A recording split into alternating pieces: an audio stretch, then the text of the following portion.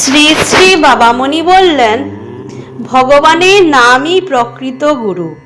গুরু খুঁজে বেড়াচ্ছ, যিনি তোমার অন্ধকার দূর করবেন, সংশয় ছেদন করবেন, দুর্বলতা নাশ করবেন, সিংহ বিক্রমে লক্ষ্যপথে চলবার প্রেরণা দেবেন, তোমার তুমিত্বকে ফুটিয়ে তুলবেন, জ্ঞানের মূর্তিতে তোমার হৃদয়গম হবেন, প্রেমের মূর্তিতে তোমার অন্তর আত্মাকে জাগিয়ে তুলবেন, আনন্দের মূর্তিতে তোমার মধ্যে নিত্য প্রতিষ্ঠিত হবেন।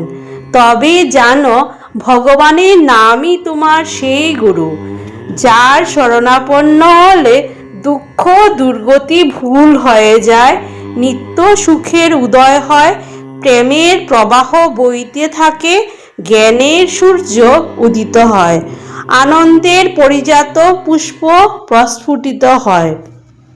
নামই তোমার গুরু, আর কোনো গুরু মানবার প্রয়োজন নেই।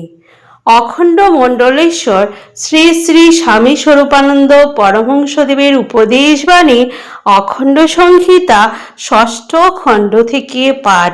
হরি ওম, জয় গুরু।